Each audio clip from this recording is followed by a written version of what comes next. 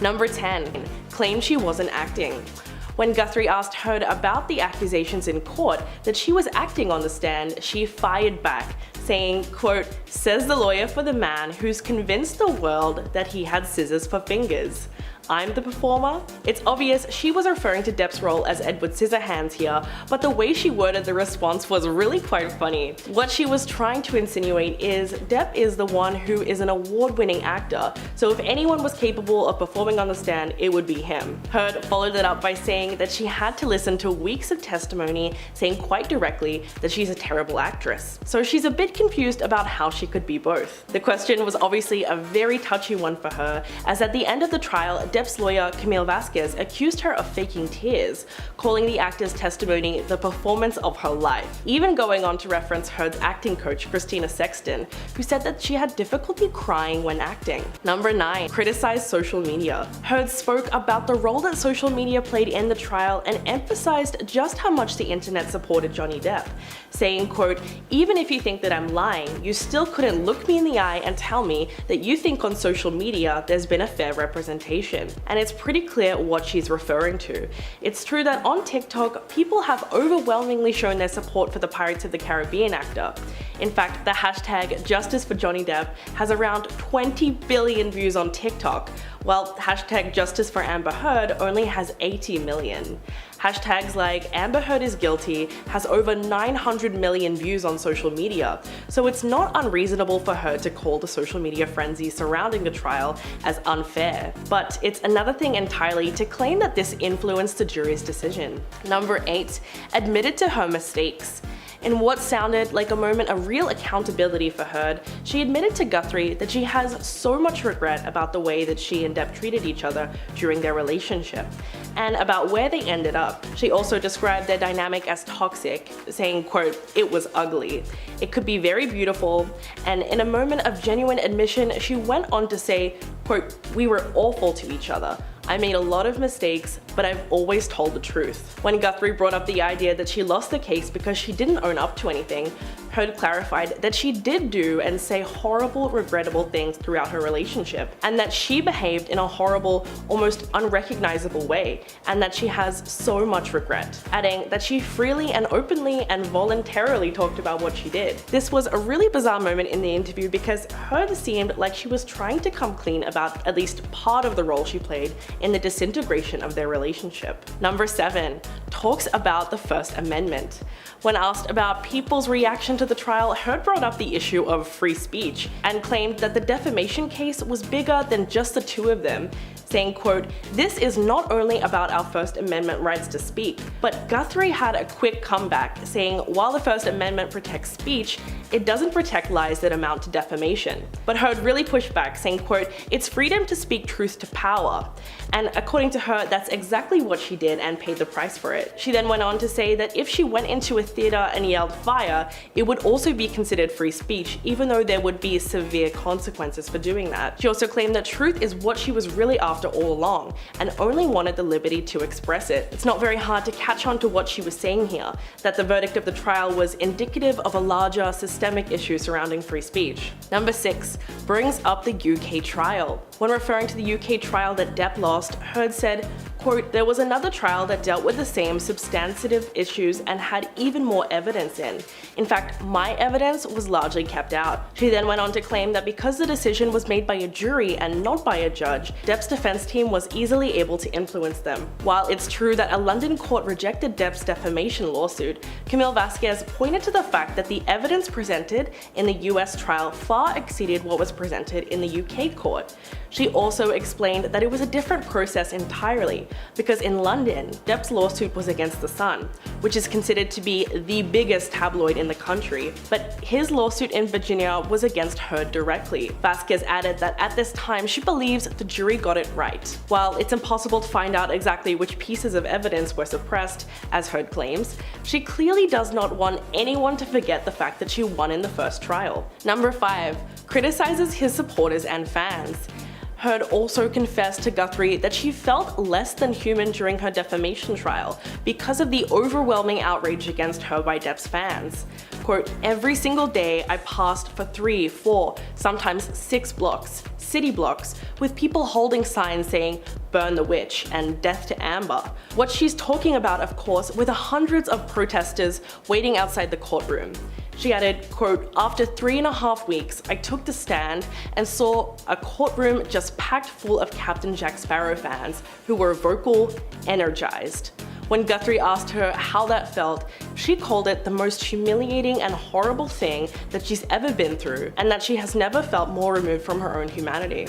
It must have been surreal to see that Johnny Depp fans who were once cheering her on at the red carpet were now yelling and jeering at her. But what did she expect? The court proceedings were broadcast live on TV throughout the 6-week trial, which of course attracted crowds of in-person admirers, most of whom supported her ex-husband. Number 4, admits he had better lawyers. When Guthrie asked whether or not Depp had better lawyers and if that led to the US trial playing out differently, Heard said Depp's lawyers, quote, "certainly did a better job of distracting the jury from the real issues." An official spokesperson for Heard explained why it was that she decided to come on NBC. Quote, "Johnny Depp's legal team blanketed the media for days after the verdict, with numerous statements and interviews on television, and Depp himself did the same on social media, going on to criticize the fact that Depp's lawyers have appeared on Today and Good Morning America for interviews following the case." Heard's spokesperson called this behavior, quote, "unseemingly and unprofessional," and said that they were doing a victory lap for setting back decades of how women can be treated in the courtroom. But even Heard's lawyer Elaine Bredhoft said that there were some things that her team wished they could have done differently. She added that she thinks the atmosphere of the trial was what played the ultimate role. Number 3, blames jurors. Regarding the jury being influenced by the social media circus surrounding the trial, Heard said, quote, "I think even the most well-intentioned juror, it would have been impossible to avoid this," adding that she thinks the jury is not immune to seeing how the vast majority of this trial was played out on social media. She also believes that this trial was an example of social media gone haywire, and that it would have been impossible for an unsequestered jury to avoid this. Although the jury was instructed to stay off social media, Heard's legal team insisted that it impacted the case. Bredhoft told Guthrie, quote, "There's no way they couldn't have been influenced by it. And it was horrible. It was really, really lopsided." But this is all in response to an appearance from Depp's attorneys, Benjamin Chu and Camille Vasquez, saying that there was no reason to believe the jurors violated their oath by engaging on social media. The truth is, there's really no way to know for sure. And number 2, discredits the audio tapes. Speaking about the alleged domestic violence in their relationship, Heard said, quote, "I never had to instigate it. I responded to it. When you are living in violence and it becomes normal, as I testified to, you have to adapt to it." But Guthrie pushed back, saying that Heard spoke of starting fights on recorded audio. And Heard said, quote, "I know how much has been made of these audio tapes. They were first leaked online after being edited. What you would hear in those clips is not evidence of what was happening." Guthrie continued by reading some of the transcripts, to which Heard hit back, quote, "As I testified on the stand about this, when your life is at risk, not only will you take blame for things that you shouldn't take blame for," and claiming that the 20-second clips are not representative of the 2 or 3 hour conversations they came from. But when Guthrie asked her why she hadn't submitted the full recordings, she just said, "I'm not a lawyer." And coming in at number 1, she maintains her story. When Guthrie heard about her testimony in court, Heard said, quote, "To my dying day, I'll stand by every word of my testimony." And when Guthrie asked her about the fact that Depp denied that he ever hit her, and if that statement was a lie, Heard said, "Yes, it is." Ending the interview, Heard said, quote, "I made a lot of mistakes, but I've always told the truth. I had the rare vantage point of seeing in real time how institutions protect men accused of abuse." And with that, it seems like she has chosen to maintain her version of events and the allegations that she's made about her ex-husband Johnny Depp. Just how long she decides to stick to her story is something only time will tell. Number 10, the CinemaCon incident. As Olivia was presenting at CinemaCon and promoting her new movie Don't Worry Darling, a woman from the audience approached her while she was still on stage and handed her a yellow envelope, which read "personal and confidential." The whole thing was caught on camera, and as the actress opened the envelope, she found out it was custody papers from her former partner Jason Sudeikis. After a brief moment of shock, she decided to continue on with her presentation, but later decided to accuse her ex of maliciously planning the incident. She told Variety, "In any other workplace, it would be seen as an attack. I hated that this nastiness distracted from the work of so many different people, and that the studio that I was up there representing, and to try and sabotage that was really vicious. But you know, sadly, it was not something that was entirely surprising to me. I mean, there's a reason I left that relationship, but the truth is that Jason was not able to choose the time or the place that the papers were served." So Olivia claiming that he was trying to sabotage her moment was completely untrue. If you're loving this video so far, please hit that like button, it would really help us out. Number 9, Harry Styles' relationship. If there's one thing that the internet loves to do right now, it's tear down the romance between Olivia Wilde and Harry Styles. The couple met on the set of the movie Don't Worry Darling, which Olivia directed. He joined the cast in the fall of 2020, and by January 2021, the duo was spotted holding hands at a wedding, which naturally caused everyone to lose their mind. There has also been a lot of valid criticism directed at the couple, with some people questioning the timeline of their relationship,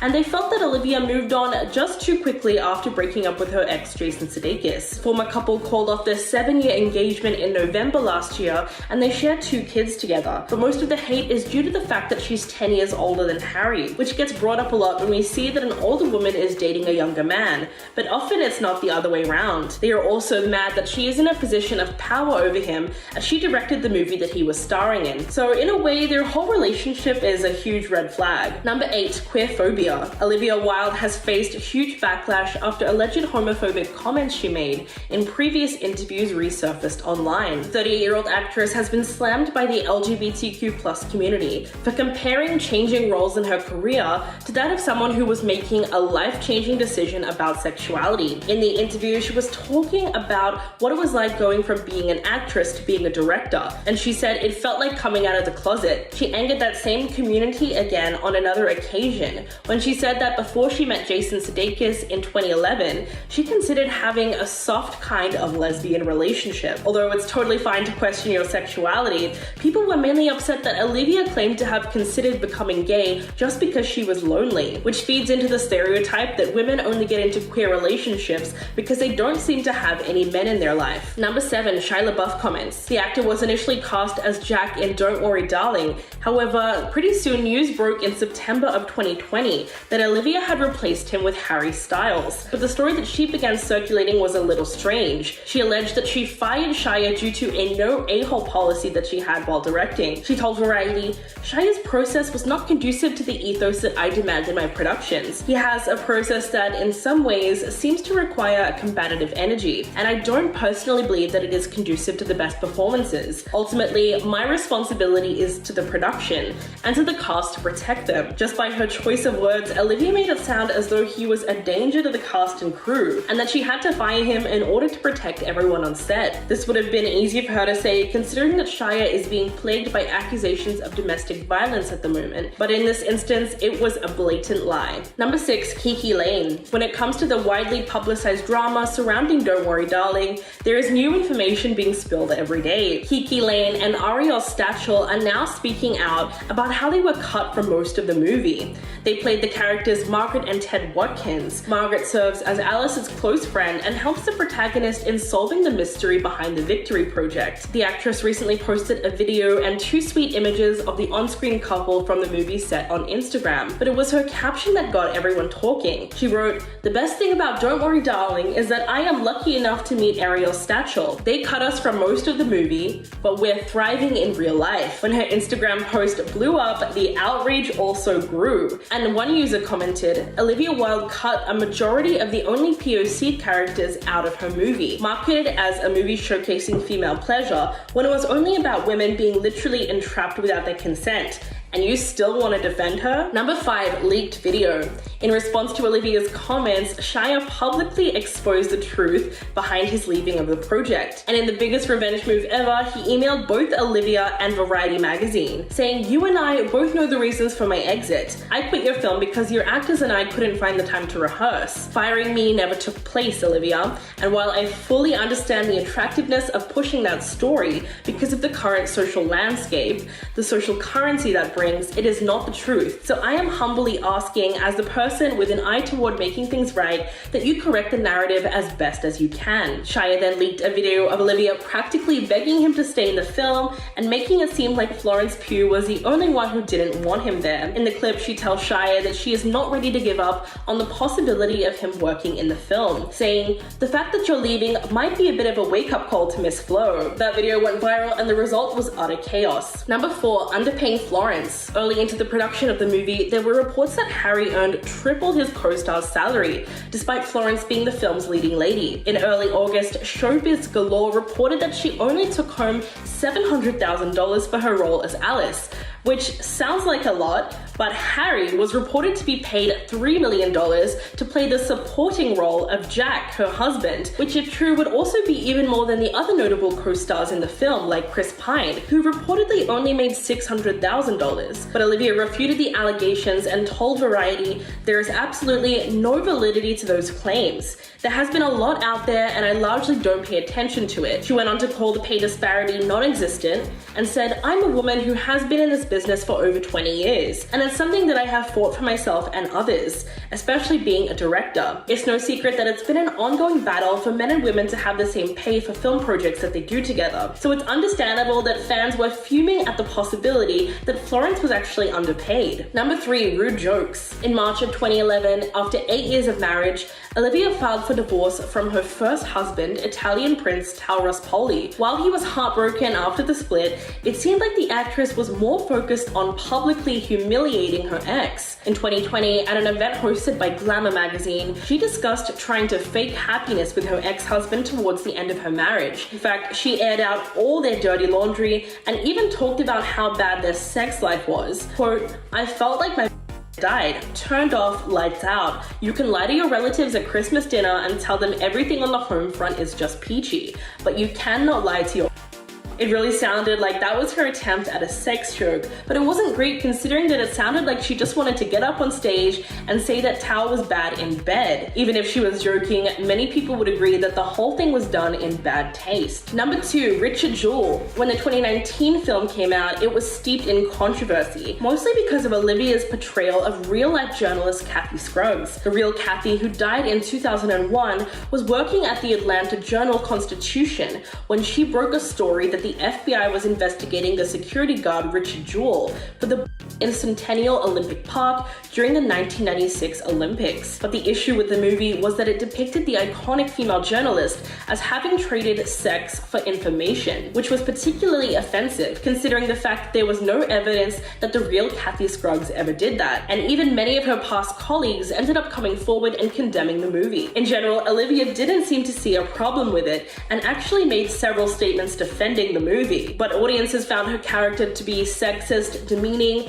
and an outright insulting trope imposed on women. This led to a boycott of the film, as a lot of people in the journalism industry were up in arms over the portrayal. And coming in at number 1, the premiere. While Florence Pugh did not end up walking the red carpet, the internet could literally not get over how distant she was from Olivia the whole time. The 26-year-old was obviously giving her the cold shoulder, which comes as no surprise following all the rumors of tension between the two actresses. Not only that, but the weird vibes continued into the screening, where Florence and Olivia had to be seated 3 people apart. According to multiple eyewitnesses inside the screening, the actresses maintained their cold demeanors towards each other, and Florence even turned away from her when she started crying during the standing ovation. While yes, she did walk the festival's red carpet with the rest of the cast, she only posed for group shots, and the 2 women were not photographed together alone at all. And Florence didn't even pose for pictures with Harry either. So as much as Olivia loves to deny it, it's clear that there is still some deep resentment between them, and it would be very unlikely that they ever work together again in the future. At number 10, we have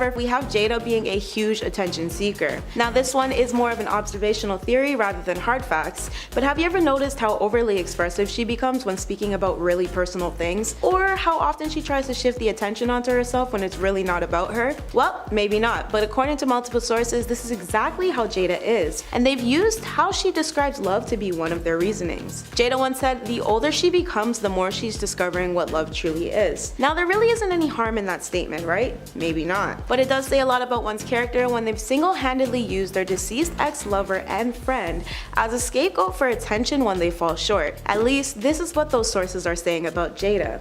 And that's putting it nicely. She's been described as somebody who drags Tupac's name through interviews at any given chance, where a lot of the times her late ex isn't even the topic of discussion, and Jada would just randomly mention him whenever she felt there was no spotlight on her. Again, this is more speculation, but why else would she continuously bring up someone she was close to who passed away? Wouldn't it hurt more to talk about them 24/7 rather than rarely or not at all? It's also been revealed that Jada got super pissed at Will at her 40th birthday party, which Will had been planning for 3 years prior. He had surprised her with a documentary he commissioned that chronicled her life. One would think this gesture of appreciation would work out in Will's favor, but it didn't. Jada and Will had it out after the party, and the incident was said to have popped off in their hotel when Will was reportedly shouted at and told that the event was one of the most disgusting displays of ego Jada had ever seen in her life. As a result, she and Will separated, as Will told her he was retiring from making her happy. I mean, that's one sure way to suck all the good vibes out of the room. At number 9, forced marriage with Will Smith. Now, agree or disagree, but Jada herself has declared she got married unwillingly,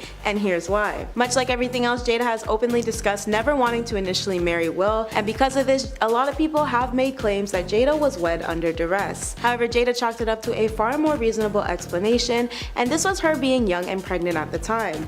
It's been stated how Jada's mother pushed her to tie the knot because she was fearful that Jada would never have the opportunity to get married if she didn't make that decision. Despite Jada's disapproval, the wedding still happened, and she never wanted a traditional marriage but had to compromise for Will's sake. She was going through various emotions at her 3-month term mark and even cried while going down the aisle because she was so angry with the idea of getting married. Not only was Jada against her marriage in general, she also disapproved of Will's luxurious lifestyle, and it's been detailed by sources that she was genuinely upset with Will when he bought their grand family home. If one didn't know any better, you could say their entire relationship seems forced at this point, but that's just a conspiracy theory and quite frankly, none of my business. At number 8, we have Jada's manipulation tactics. Now this is a big one. Because of everything I looked into regarding Jada, the word manipulation came up a scary amount of times. Reasons why she's been referred to as such range from a multitude of things, many of which have to do with her husband. There's Jada's lack of reassurance to Will of her and Tupac's actual relationship at the time, to her claims that she and Tupac only kissed once and that there was nothing more there. But it was apparent Tupac had feelings for Jada.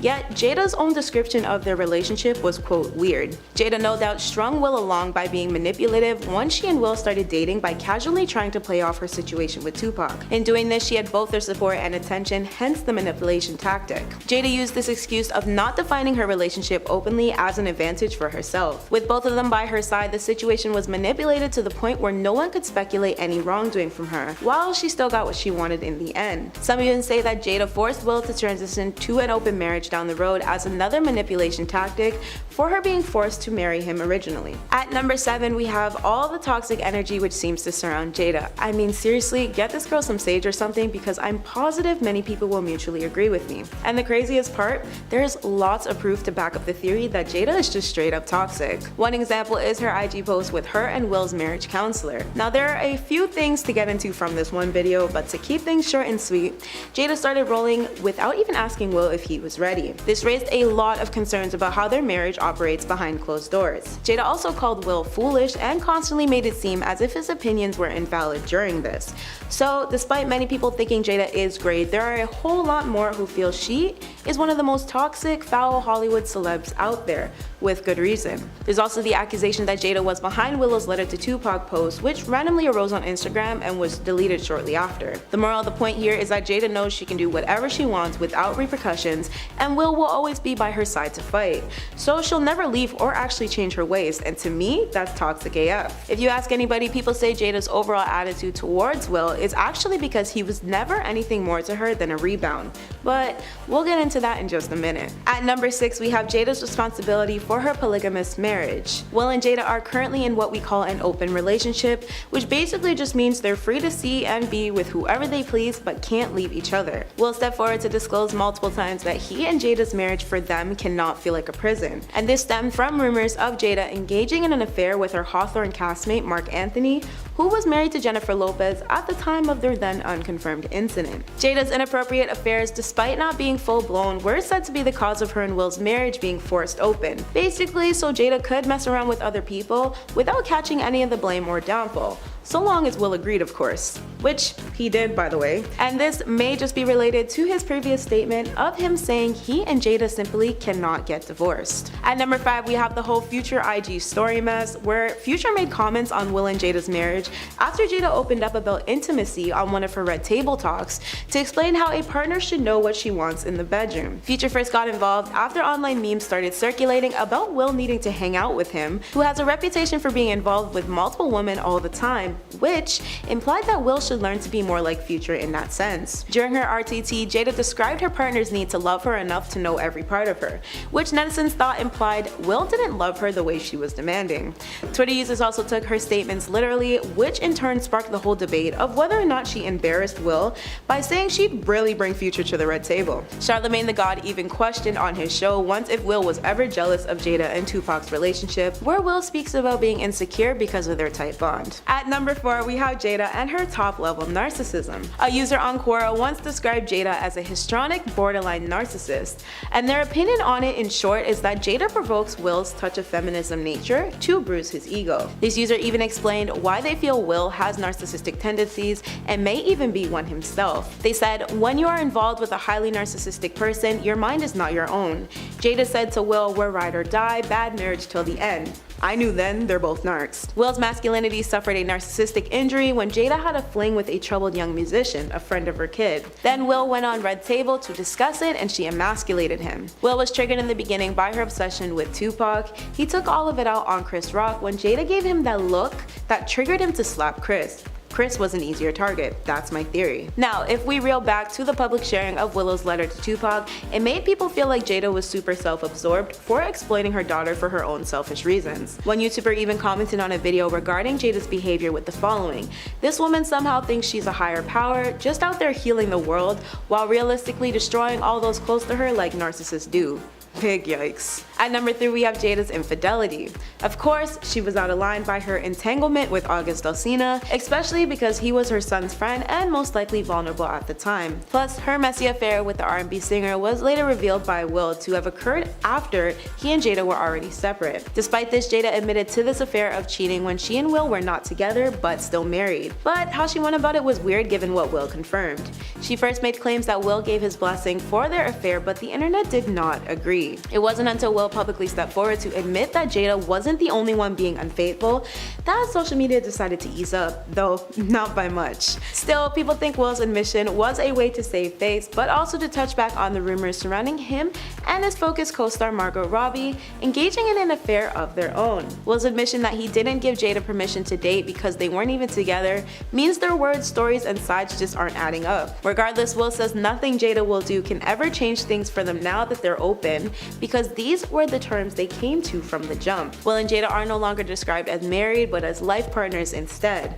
It's been detailed that Will may just be playing Jada's game because he doesn't want to lose her for good. At number 2, we have one of Hollywood's biggest drama queens. Well, maybe that's a bit of a stretch here, but Jada is known for being one for the dramatics, and that's been noted because of her household full of drama. However, it's also been detailed that both Will and Jada are equally responsible for the drama that occurs in their home. Still, with all of Jada's major backlash every time she speaks, and being labeled as messy and difficult due to her outing intimate details of her relationship to the public with no real remorse for Will's feelings, it's safe to say that the majority of the public is leaning on the side of Jada being the chaos enabler. At number 1, we have Jada's lack of boundaries. This one is a no-brainer, I'm sure, because we all know Jada has a tendency to air it all out, whether it's intentional or not. Jada has been described as someone who overshares too much to the public, and this severely impacts her family. She's not very private about anything, which shows there are no boundaries in her relationships overall. In particular, she has no respect for Will by exposing everything about their relationship, which is just tasteless. And before you say this is unfair, we literally know everything we do know about them now because of Jada. She was the one who admitted to infidelity, which really should have been something Will was warned about before it went public, since Will was clearly caught off guard by the news of August telling the world he gave them permission. She was also the one talking openly about her intimacy once while her mother was present. Jada also constantly speaks so horribly about her marriage in general, so I'm sure you get the point now. Dan Crenshaw. Part of being a comedian is knowing what is crossing the line and what isn't. Pete got some major backlash on SNL after he made fun of politician Dan Dan Crenshaw for wearing an eye patch. Even worse, Crenshaw got the eye patch while fighting in the army overseas. According to ABC News, former Navy SEAL Dan Crenshaw, quote, lost his right eye when an IED exploded during a tour of Afghanistan in 2012. Many comedians would make a point not to make fun of a person with a disability, but Pete did not feel this way and trashed him on SNL. Davidson said during a 2018 episode of the show, quote, you may be surprised to hear he's a congressional candidate from Texas and not a hitman in a porno movie. He then added, quote, I'm sorry, I know he lost his eye in a war or whatever. Even fellow SNL cast member Kenan Thompson felt the line was crossed and said on the Today Show, quote, I personally would never necessarily go there, but it's tough when you're fishing for jokes. Davidson and Crenshaw were able to make amends, and Crenshaw was even featured on an episode of SNL the week after the scandal, where he said some jokes at Pete's expense. Greg Yuna. We all know that Ariana Grande and Pete Davidson went through a hot and heavy romance that even led to an engagement at one point, but it did not last, and after only 5 months of being together, Pete and Ariana split. There was a lot of controversy with the relationship, and from the timeline it seemed like there might have been some cheating when it came to the relationship. A jeweler named Greg Yuna even came forward exposing that Pete wanted a ring in May of 2018. Only a week before Pete and Ariana were official, Pete was in a 4-year relationship with Cassie David, and there's a potential that Pete bought a ring for Cassie but ended up giving it to Ariana. After news of Pete and Ariana's engagement was made public, celebrity jeweler Greg Yuna revealed that Davidson reached out to him about a $93,000 engagement ring back in May of 2018. He said, quote, Pete called me at the end of May and said, look, I'm getting a ring. This is what I want, and I told him that I had the right ring for him. He didn't tell me who it was for, but told me to keep it a secret. He didn't tell me anything about it. The reason this is strange is because Cassie and Pete announced their split on May 16th of 2018, so it's hard to tell if the ring was purchased for Cassie or if he bought Ariana the ring before things were finished between him and Cassie. Next up, Cassie David. Cassie was in a long-term relationship with Pete for 4 years before they split, and he publicly moved on to Ariana. At the time, she played it off, acting cool about his public relationship, but in a 2020 interview, she recalled just how difficult it was for her. While speaking with the LA Times, she shared more about their relationship and said that she constantly had to convince him that she loved him. She also revealed that she was the one that ended the relationship because it was becoming too toxic, but apparently a few days after the split, she called him and wanted him back, to which he declined. At that point, he was already with Ariana. Cassie says she was devastated and, quote, shook uncontrollably in her father's arms during a flight to her sister's college graduation. She added that she couldn't stop thinking about Davidson and Grande immediately falling in love, accompanied by an audio of her baby voice whispering sweet nothings in his ear, dubbed over his past declarations of love and trust to me. Next up, Kanye West. Pete Davidson and Kim Kardashian have been spending a lot of time together recently, and many think the pair are officially dating. Kim used to be married to Kanye West, who was also friendly with Pete at one point in time, so fans think that Pete is breaking bro code by being with Kim. Kanye apparently also hates that Kim is getting handsy with Pete while out in public. In one resurfaced SNL clip, Pete poked fun at Kanye on a Weekend Update skit years before his date with Kim. Pete joked that Kanye was off his meds and needed to start taking them again. Pete also told Kanye that being mentally ill is not an excuse to be a jackass. Pete also put on a MAGA hat that read, quote, make Kanye 2006 again. Then a photo resurfaced of Kanye and Pete out to dinner together at Nobu in 2019. The pair were joined by Kim, Kid Cudi, and Timothée Chalamet. Kim shared 3 photos of the unlikely group smiling while seated around a dinner table at the time, writing, quote, happy birthday Kid Cudi, which confirmed that Kanye and Pete were friendly. A source told Hollywood Life that Kanye has commented on Kim and Pete's new romance. The source said, quote, Kanye was really put off by Kim holding hands with Pete and he did not like it at all. He asked Kim to, quote, please refrain from showing public displays of affection with anyone until their divorce is finalized. The source even added that Kanye has contacted Kris Jenner for info on the new relationship, but she won't give a straight answer. Next up, Ariana Grande. Following the breaking off of their engagement, Ariana is probably the person with the most to say about Pete. They had a 5-month relationship in 2018 that had a bitter end, and their rocky romance gave Ariana the inspiration for her hit album, Thank You Next. Ariana opened up more about their relationship in a 2019 interview with Vogue. Apparently, her friends convinced her to spend the summer in New York after her breakup with Mac Miller. That's where she met Pete. Ari said that she loved Pete, but the relationship was, quote, frivolous and insane, and admitted that she, quote, didn't know him, despite agreeing to marry him, even calling the relationship, quote, an amazing distraction, adding, it was frivolous and fun fun and insane and highly unrealistic, and I loved him and I didn't know him. These comments rubbed Pete the wrong way, and he clapped back in his Netflix comedy special called Pete Davidson: A Live from New York. He got some flack for talking about their relationship, and he responded, quote, "Where did she say this stuff? To her friends in the confidence of her own home? No, she said it on the cover of Vogue magazine. Can you imagine if I did that? My career would be over tomorrow if I spray painted myself brown and hopped on the cover of Vogue magazine and just started shitting on my ex." And lastly, Pete Davidson himself. During his relationship with Ariana, the public uncovered some controversial jokes made by Davidson. Some were even at Ariana's expense. Back when they were madly in love, Pete joked about switching Ari's birth control pills with Tic Tacs so that he would be tied to her forever. The joke was told while Pete was talking about how Ariana was the breadwinner in their relationship. He said, quote, "I live at her place, she pays like 60 grand for rent, and all I have to do is stock the fridge." Then Davidson spoke about how the man doesn't always need to be the breadwinner in a relationship, adding, quote, "Last night I switched her birth control with Tic Tacs. I believe in us and all, I just want to make sure that she can't go anywhere." Then it was uncovered that after the tragedy at Ariana's Manchester concert that left 23 of her fans dead, Pete made a tone-deaf joke about it. According to The Mirror, in fall of 2017, Pete joked that Ariana must have realized how famous she was after the attack because, quote, "Britney Spears didn't have a tragedy at her concert." Yikes. Ariana came to his defense and told fans that he uses comedy to make people feel better, but her fans still didn't accept the excuse. This is one of many inappropriate jokes that Pete has made over the years. He was also known for oversharing in his relationship to Ariana, and he would talk about their intimate life in public, which Ariana did not like.